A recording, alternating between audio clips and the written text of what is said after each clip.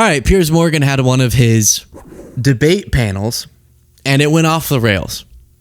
Kyle Kulinski of Secular Talk is, in a way I often actually really like, so unhinged. It's awesome. I say that in a positive way.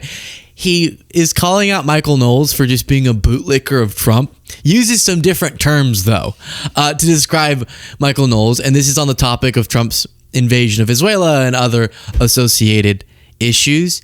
And this is what I believe. I struggle to be as, I don't know what the word is, like like this, as Kyle will be. But I think we need that among people who align on certain key principles to build a solid coalition. We need some just fighters who sometimes can be unhinged and talk about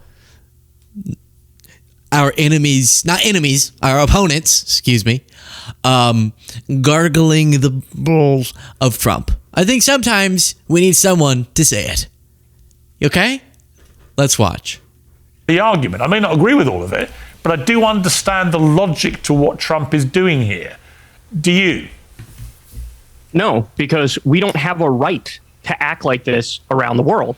We're supposed to be a nation among nations, not a nation above nations. And they used to at least lie to us in the past and say that this is good for the world and we're spreading freedom and democracy. Now they don't even bother to lie. Now it's naked, rank, disgusting imperialism where they say we're going to take the oil. And the point is that we're going to take the oil. We're going to take the minerals. We're going to take the precious metals. We're doing this for our corporations. We're doing it for the Epstein class, the billionaires. And this, to piggyback on what Dave Smith said, is frankly not what many of the MAGA voters thought they were signing up for. They thought America first actually meant America first. By the way, you also replaced the Maduro regime with the Maduro regime.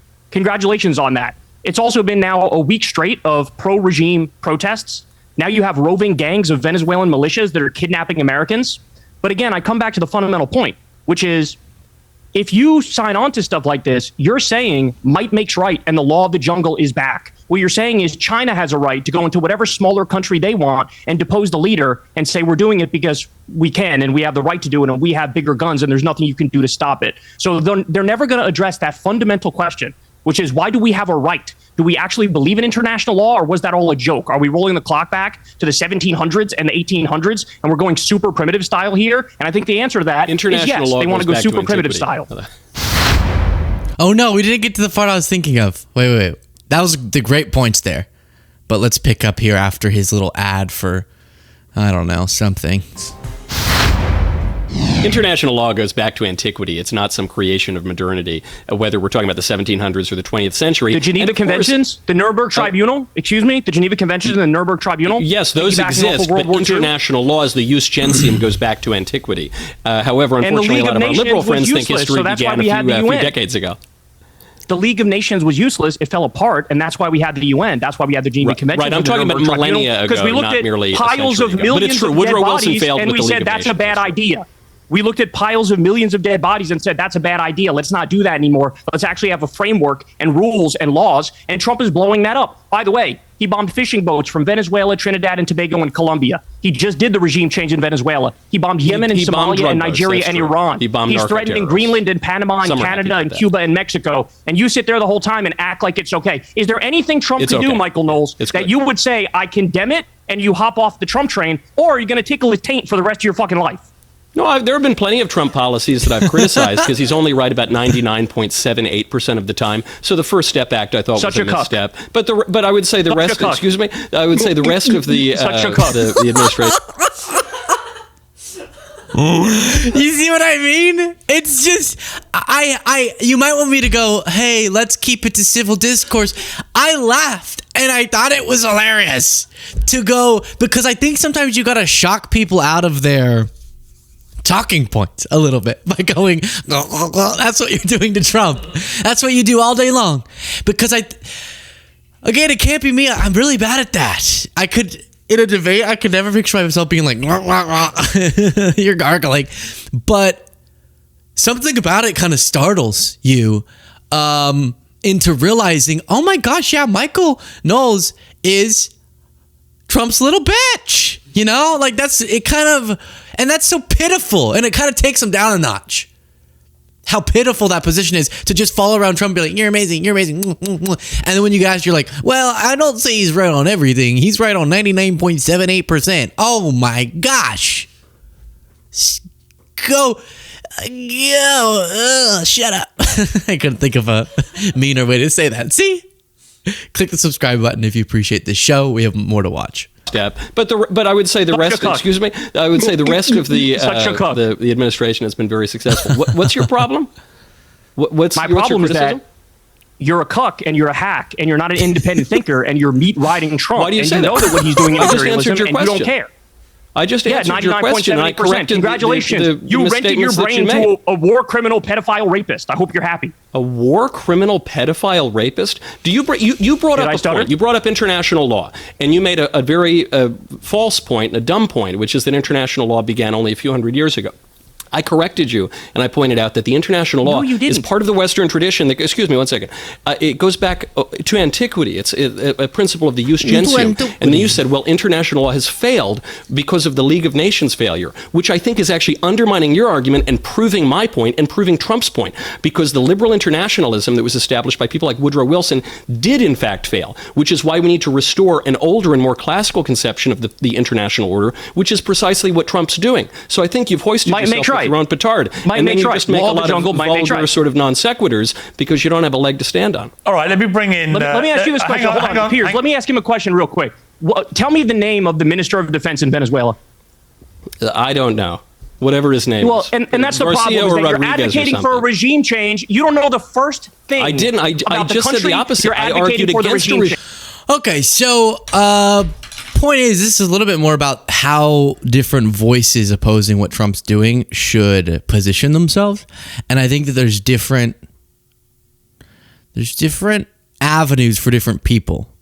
And I think some voices being like, hello, here is the reasons, because of the international law framework that we've not just helped to craft, but then uphold, and expanding an ideology that promotes global peace through diplomacy and through leveraging our economic might can be, and Trump has been degrading that through this action, that action. Like, that's good for some people.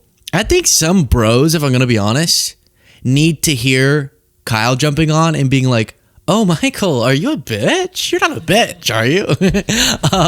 As silly as that can sound. And then he rattles off some good points. But I think that's important. You know, I don't want to cringe myself out too much. There's so much that has been said about, oh, young men went Republican. And some of it had, almost all of it had very little to do with the actual policies and was the aesthetic and the vibe, right? And I think a few voices like Kyle's and people like him who will do a little more swinging rhetorically, I think are good. What was the other thing? You're just meat riding Trump. This is a brutal image. Michael's like, actually, what is it that is your problem with me? What is your problem with me? Because it kind of flips to the aesthetic of like you're softy liberal and you're tougher conservative that a lot of people fall into, where now it's Michael being like, well, in antiquity, I think that, and then I love that. Actually, if we go back to the 1300s, and he's like, oh, so you're a cock. Oh, I get it. Sorry, I thought you were a bitch. You're actually a cock. And Michael's like, what? I don't know how productive that is, honestly, but it's fun to watch. All right, let's pick up with a little bit more of this debate. That's why Trump won in 2016. That's why he lost in 2020, whatever he wants people to think. And that's why he won again in 2024. That is regime change, how it should happen. We back 73% of the world's dictatorships. The idea that we say, here's the dictator we don't like, we're going to overthrow them, is ridiculous. By any objective standard, Netanyahu is worse than Maduro, and we're not overthrowing him. So the whole conversation is absurd. We're in no position to be the world police or the moral arbiters. In fact, Trump himself literally says, this is about the oil. It's about the natural resources. It's about stealing that from the corporations and the billionaires. So the whole conversation about well, I think it could be. I actually think I think Venezuela can be about a number of things at the same time. That's why I think nuance is an important factor in these things. It can be. But that's the cover hang on, Kyle. Can it just be pointed out? It can be about oil. It can be about oil. It can be about Maduro being a gangster. It can be about a number of things. This was Trump's a gangster. sold to us. Trump's a gangster. All right. Isn't it funny that we have this whole conversation, and while you're saying it could be about all these things, you know what no one's bringing up? Drugs. And that's what it was sold to us as. Right. Just like all these other wars, they just lie through their teeth. It has nothing to do with the drug problem, or a tiny fraction of it, and nothing to do with the fentanyl problem, which is the real crisis. It's a total pretext for war. And I gotta say, man, Michael says it's about drugs. It's kind of about drugs. And I just hear Kyle. He didn't say this, but I said, "Oh, you're meat riding." It's actually 15% about drugs. It's like flipping the liberals are the elitist intellectuals, on its head a little bit. And he has like he has his cigars in that room, Michael. Y'all know I debated Michael recently. It was fine. It was fine. It was good. I liked it. I'd definitely do it again. And he was kind behind the scenes, but he definitely is a little irritating on the screen. But in front of the scenes, has a kind of irritating way about speaking. But that was Dave Smith, I guess, agreeing with the let's not take over and run Venezuela position. And then we move to the Renee Good topic, the ICE agent Jonathan Ross, who shot 3 times Renee Good, who was protesting ICE in her car. And Michael Knowles here is defending it, of course, because he can defend almost everything Trump does. And let's see how that conversation went. Really important because I feel sorry for the woman. It's very sad that she died. I'm not in any way happy that she died. She was in that position, one, because her lesbian partner said, "Drive, baby, drive, drive." The lesbian partner then said, "It's my fault. I told Why is it relevant that she's a lesbian? Hold on Michael? 1 second. Why is that relevant that she's a lesbian? No, you interrupt Kyle. Why is it relevant that she's a lesbian? 1 second, Kyle. I'm just trying to have a conversation. I would say it's irrelevant that she's a lesbian. Secondly, drive. Why do all of these influencers that I'm not huge fans of, meaning like usually right wing, why do they never laugh normally? Watch this. It's like they all went to the same school of how to pretend to be a person. Of course, you have the Tucker. Oh, and then we watched someone else who had a strange one. Watch Michael Knowles. Oh, JD Vance. They said, "Do you like the way that Newsom crosses his legs?" And JD Vance is like, "Ha ha ha ha ha ha." It's like this really forced ha ha ha. And then here's Michael Knowles trying to I'm trying to have a conversation, which apparently you're not familiar with. You interrupt Kyle. Why is it relevant that she's a lesbian? 1 second, Kyle. I'm just trying to have a conversation. I would say it's irrelevant that she's a lesbian. Secondly, drive can be an entreaty to drive away, which is what I think she was doing. Thirdly, the demeanor of Renee Good in the final video that came out shows somebody pretty calm. Certainly not confrontational. Certainly doesn't look to me like somebody intent on mowing down an ICE officer. Piers, I think she just wanted to get out of there. Are you suggesting, Piers, hold on. Can I ask a question before going back to Michael to Piers? Because, Michael, it's almost like worthless sometimes to listen to some people who will just be cheerleaders for someone no matter what the heck happens. And that, I think, sums up Michael. I don't watch a ton of his content, but he admitted 99.78% of the time Trump's correct. Really? Wowza. And it's just disgusting the way he's like, her lesbian partner. Like, you're trying to make your followers go, all right, then I don't care, which is sickening. I do credit Piers with having what sounds like the correct stance, at least in that clip, saying, no, that the whole she was trying to run over the ICE agent thing, it's just BS. But does Piers feel bad at all about doing these long segments? Many of them I was on, where he was glazing the ever-loving donut out of Donald Trump. Do y'all remember when I was on and he did this whole segment about how Trump's McDonald's stunt was the best political stunt in the history of politics or whatever? And he clearly framed his show during that campaign in a Trump is just, Trump. he was meat riding a little bit, right? And I know he would respond and say, well, that's a crock of shit, but I think it's not. I think it's just a normal crock pot. I don't know what that even means, but and I wonder if he has any guilt now that he sees what's going on in Trump's America. That instead of focusing on the real issues, on the real economic analyses as to what Trump's agenda would do, on Trump talking about the type of mass deportations that we're now seeing that now he's taking issue with in some ways, when Trump was degrading our democratic principles in all these different ways, which I brought up on his show to his face. And he was like, yeah, but what about Kamala gave a word salad? Yeah, what about Trump dressed up in a McDonald's outfit? And that was just genius. How do you not laugh at that, Luke? I wonder if he has any guilt about that. I'm just curious.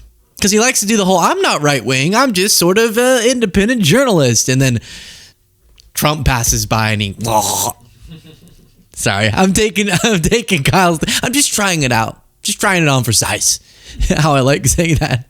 Are you suggesting that because a woman says, I'm not mad, that means she isn't mad? I think anyone who's ever interacted with a woman knows that's not what that phrase means. Second of all, we don't have to just judge by her words. She accelerated. You can look at it in the footage while the tires are aimed at the cop. And this is a message. I feel bad for her. She was indoctrinated into thinking that you're allowed to drive your car at cops or disobey police orders or block traffic and create a dangerous situation. This is an important message to all the leftists out there who want to do this.